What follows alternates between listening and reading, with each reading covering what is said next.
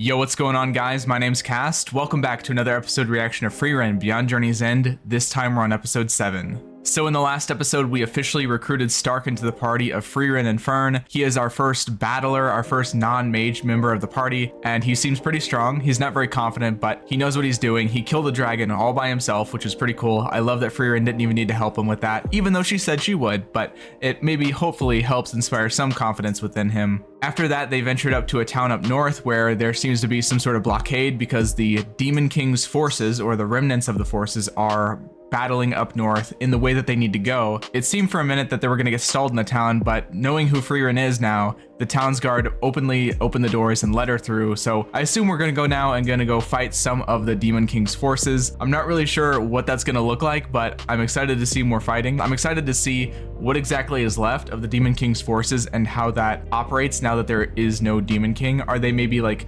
competing to try to see who becomes the next one? Are they trying to like replace him maybe? What is their end goal? It's kind of what I'm wondering right now. If you want to see my reactions to the next episodes right now, you can do so over my Patreon. Episode 8 is available on the Soul tier, and episodes past that, shown over here, are available on the Ascended tier. Those reactions are also extended length, meaning that you get more reaction and more discussion to go along with each and every video. All right, let's see what episode 7 has in store for us. That's right, she did get this as well.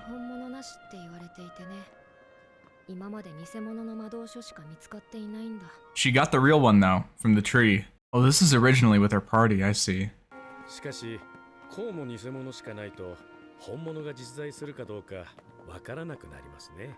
It's interesting. The line's probably relevant somehow. The founder of humanity's magic. Wait, like, so like the first person to use magic? Like the first human? What does that mean?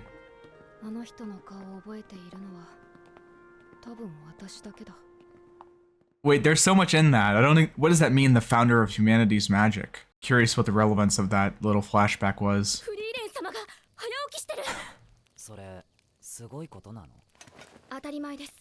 It's literally never happened before. Episode 7, Like a Fairy Tale.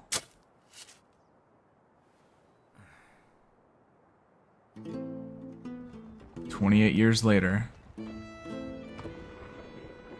I feel kind of bad for Stark having to sit there and use a shovel while they just kind of lift it via magic.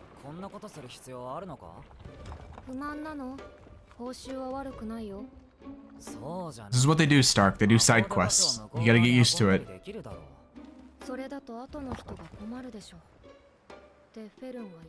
Fern is the only one with common sense in the party.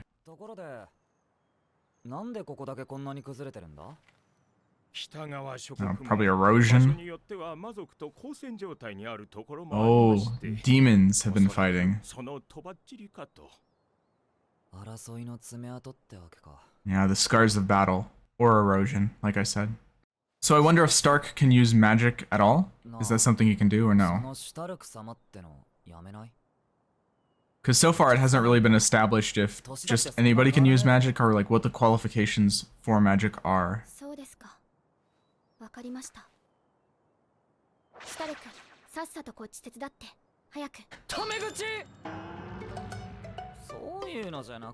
She'll figure it out. You gotta give Fern a little bit of credit here. She's only been traveling with Frieren, and Frieren's not exactly the social wisdom master or anything. Stark might be the good communicator within the group at the end of the day.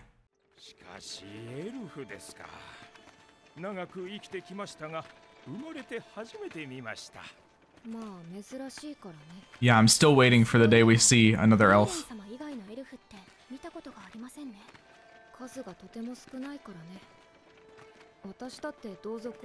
Okay, so she has met some before.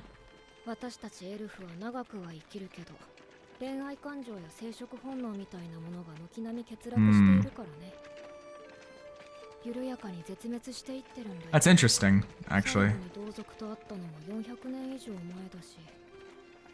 More than 400 years ago. Ooh, yeah, there's something there. We're gonna get that at some point. I'm gonna remember that swinging tree swing.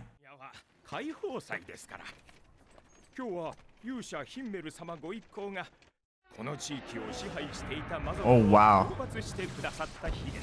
Man, it's a shame that we don't get to see these fights because all of the monsters that they fought look so cool.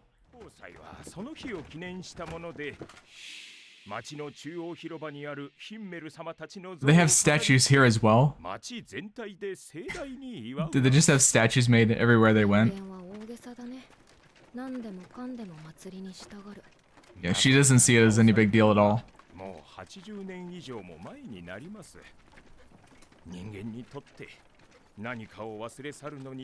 How does this guy not recognize Frieren if she is a statue in the middle of the plaza? Everyone remembers? Yeah, clearly not you. Okay, yeah, so they do get them all the time.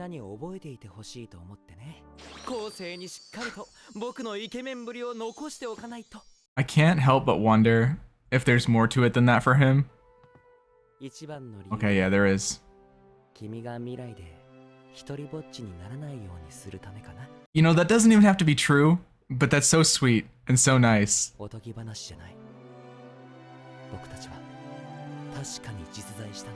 They don't want her to forget them. That's so nice. I love that. It's so heartwarming. Yet she's the one that thinks the least of the statues all this time later. Come to think of it, you're wearing the exact same clothes as this statue, and you look the exact same. What a coincidence that is.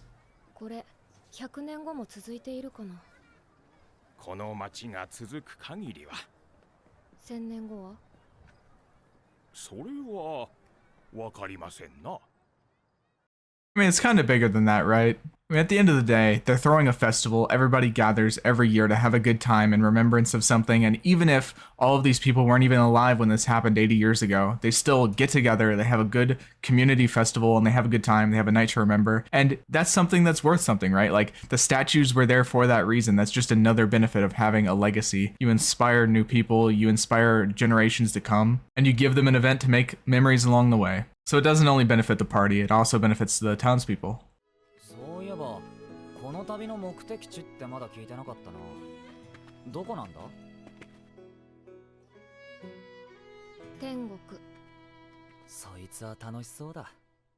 If I was Stark, I'd think that means that we're gonna die. We're going to heaven. What? Creepy music. It did say that they were fighting like demons and stuff, so it's probably an armed guard for that. Oh. Enemies? Demons. Already. Oh. Those don't look like invaders. Do demons like run the city somehow?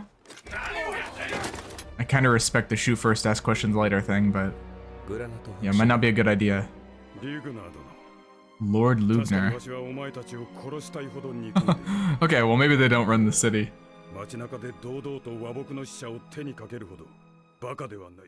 Peace envoys. Yeah, that's interesting. The demons are peace envoys? Hmm.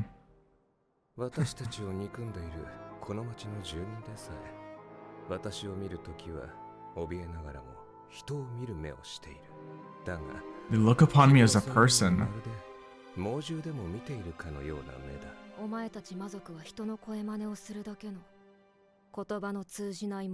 Ooh, okay. I wonder if that's the truth, or is that just like her perspective based on something that's happened before? There's probably a precedent for this. I imagine she's fought demons before, so she might know a little bit more what they're like than other people. That's already very interesting. He says, you don't look at me like a person, like everybody else does. Well, they just threw her in jail? Surely she could break out of this. 2 or 3 years.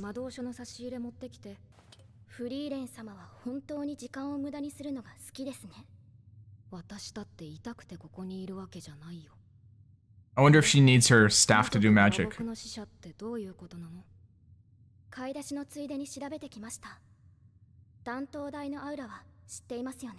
Aura the Guillotine.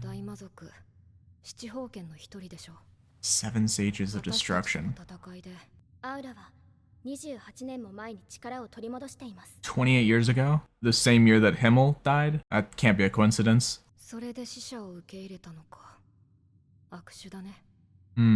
Okay, yeah, she knows what's going on here. だってことはねえだろう。言葉があるんだ。話し合いで解決するならそれに越したことはねえじゃねえか。Maybe. It's a very human way to think. 魔族は人食いの化け物だ。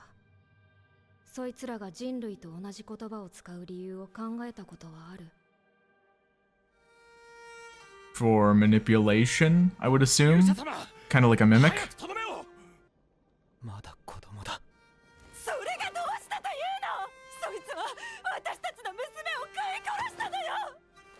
Oh man, yeah, this is interesting because we're applying like a human moral standard to what is essentially like a predator-prey relationship, from what I can tell.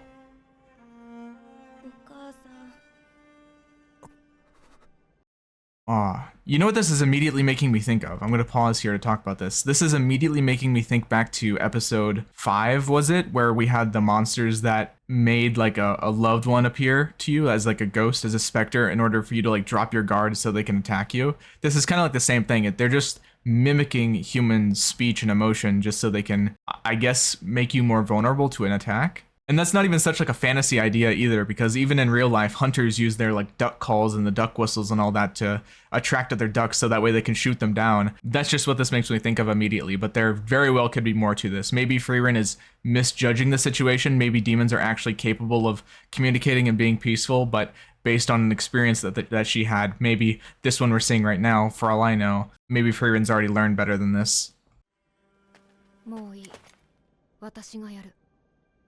She's just ready for the smoke.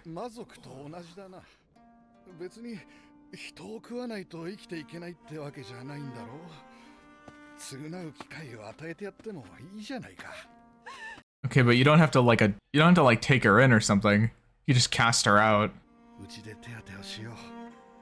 Oh no. Yeah, no, this is a mistake. I can see the writing on the wall here. This village, this guy. That is insanely forgiving. Frieren, 僕たちには言葉がある。どうせこの村には滞在するんだ。様子を見ようじゃないか。Yeah, I don't know. I mean, it would be different if this demon child hadn't already killed somebody, but she's killed somebody. You don't just get to kill people and then be like, oh, whoops, didn't mean to. You still go to jail. That's how it works.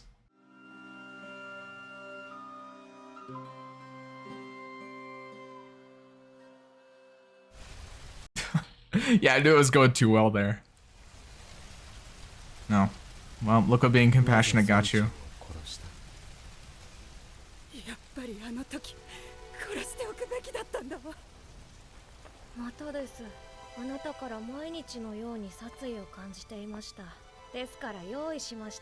I bought you a replacement for the daughter I ate.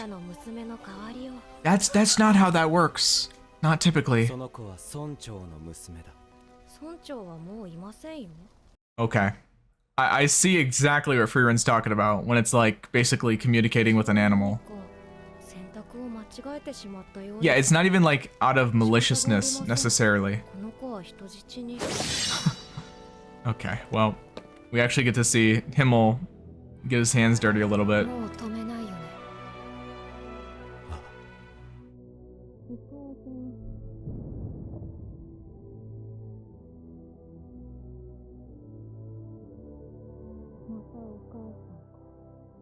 This OST is insane.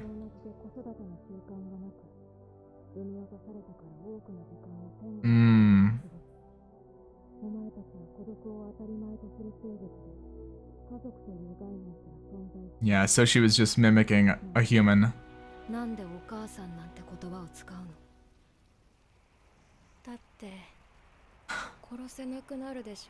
Wow. Yeah. She's very apathetic even in death. Well, so this is so interesting. It's basically that demons are essentially, it's essentially exactly like Frieren said from that experience. Demons are essentially emotionless monsters that mimic humans in order to consume them. And they seem to have like a very like straightforward, logical approach to things. They say, oh, well, I can sense the hostility in people. People want to kill me ever since this. So I'll try and fix it to live in peace, whatever that means. I guess that just means living without risk of somebody wanting to kill me. I'll just trade this person's daughter for yours. There, problem solved, right? Nobody's lost because the village chief is dead. Obviously, humans don't work like that you can't just adopt somebody's child and then take them hostage when things don't work out. It's the actions that are offensive, but like the demon doesn't understand that what they're doing is even wrong. They're just trying to fix a perceived issue. I thought it was a little bit interesting that they seem to be going for the approach that the demons are some sort of outright evil, but there is a little bit of nuance to that. It's not necessarily that they're evil. I mean,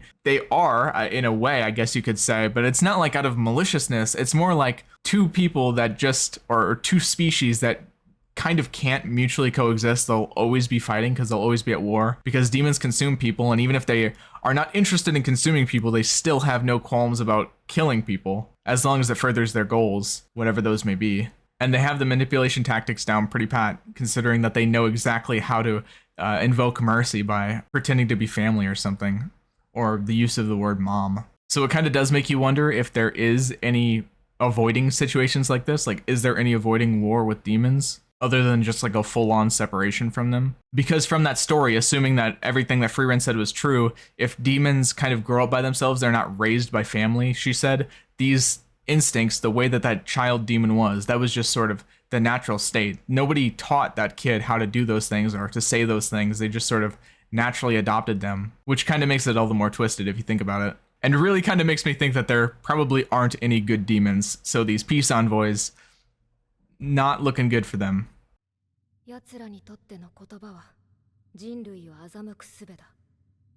大魔法使いフランメは言葉を話す魔物を魔族と定義づけた。All monsters capable of speech are demons. 物陰から助けてと言葉を発した魔物だよ。グラナト伯爵、遅いですね。人類の外交戦術だろう。それより気になるのはあの魔法使いだ。あの顔どこかで。Oh boy. 言葉の通じない猛獣か。実に的確な表現だ。この町で彼女だけが我ら魔族の本質を理解している。Yeah, it's hard from a human framework and a human moral perspective to understand things like this. 分かり合うための言葉ではなく、欺くための言葉。この町ももう長くはないな。Yep. They prey on vulnerability. It's pretty devious. It's pretty evil. But then again, just calling them evil again is kind of a null point, considering they're not even on that scale. 出来のいい息子でな。これは御前試合で陛下から賜った剣だ。ご子息は今どちらに？10年前にアウラとの戦いで死んだ。Killed by a demon. Okay, maybe this guy isn't the fool we took him for. 帰ってきたのはこの剣だけだ。ディグナー! Okay, well, he wasn't being deceived. That's good to see at least. Maybe not for the right reasons, but he's at least willing to fight.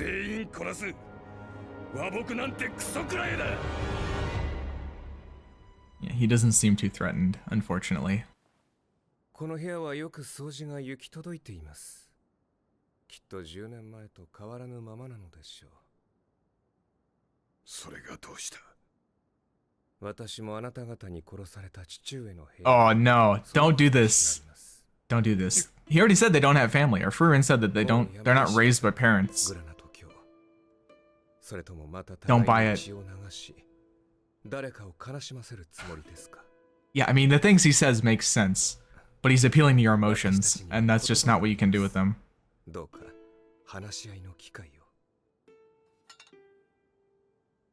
He's gonna... Oh, no, he's gonna relent. I can't blame him, because, like, in his position, anybody with empathy would want to hear them out, but still. You know, vengeance isn't the right way with things typically, but this time might be an exception. Because I'm struggling to see any other way to do this. They're essentially Trojan horses. They've come into the city acting like they're peaceful, but they're not. Yeah, he doesn't have a father. He's just lying. Granat 伯爵は我々に恨みがあるようだが、人情に熱いお方のようだ。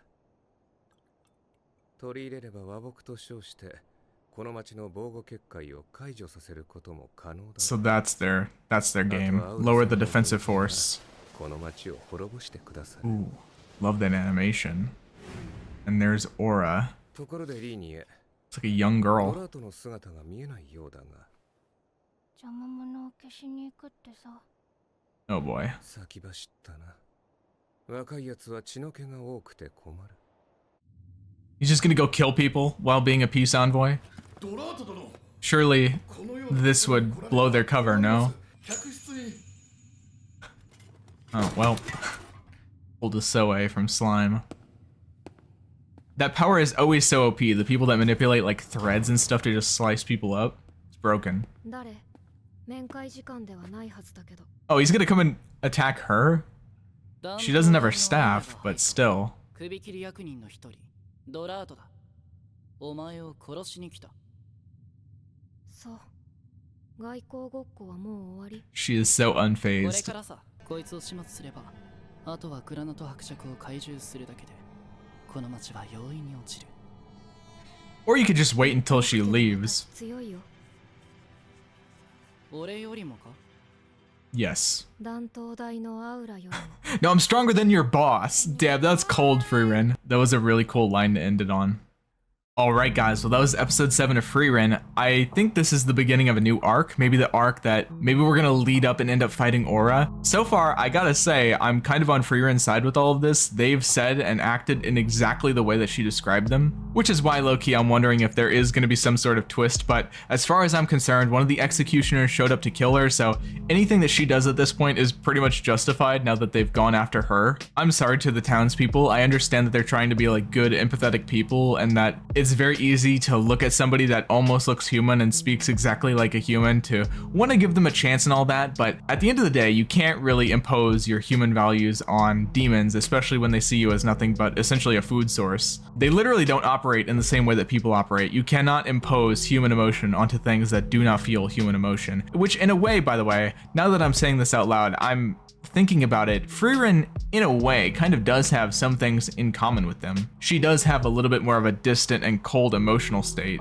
She definitely feels human emotion, or I don't want to call it human emotion. She definitely feels the traditional understanding of emotions, more so than the demons do, as it seems. But obviously she's not fully there yet, which I don't really know whether to attribute that as just like a part of who she is, or maybe the fact that she's an elf and maybe all of these different fantasy races feel things very differently. You know, maybe dwarves feel differently and demons feel differently and humans. They all might operate on like a fundamentally different system in a way of like things they can and can't feel, which is really interesting because I don't know if I've ever read or watched a story that has actually explored that idea before. I admit that I'm not like the biggest fantasy connoisseur. I've not seen like too many fantasy things, but it's pretty interesting to me to humor an idea like that everything feels differently or operates on like a different system based on like their biology, because every fantasy thing that I've watched, either they have no emotion at all, or they have just the standard typical human emotions, or all the characters I'm used to watching are usually just human. Not very often do I watch something that the main character isn't a human. So yeah, that's pretty cool to see. I'm wondering if this is a story arc that's going to build up to fighting Aura, since she's kind of like the big bad that was mentioned, and from the sound of it, I can't let this go. They kind of very briefly glossed over it, but they said Aura regained her strength 28 years ago, and the time frame that we've been referencing is 28 years after the death of Himmel the hero. I mean, obviously isn't a coincidence, right? They don't pick 28 out of nowhere. Was Aura literally like sealed by Himmel, and then like maybe Himmel's death unsealed her, kind of like with whatever that demon they fought in episode 3 was called? You know the demon I'm talking about. I'm pretty sure he was also one of the 7 sages of destruction, or whatever they were calling them. Maybe Himmel sealed Aura, or maybe Aura was just kind of like laying low until the hero died. But like at that point, like he was an old guy, he was an old human. Maybe she still feared him, or maybe I don't know what the reason is, but there's definitely something there. I just want to point out that I've recognized that, and I'm going to be thinking about that a little bit. I'm not really too concerned for Frieren. She doesn't seem concerned, so that's going to be my rule going forward. If Frieren's not concerned, neither am I. Thank you guys so much for watching. Be sure to leave a like on the video, subscribe if you're new here, leave a comment down below, and of course, go check out the Patreon if you want early access to the next episodes right now. But for now, thank you guys so much for watching, and I'll see you next time.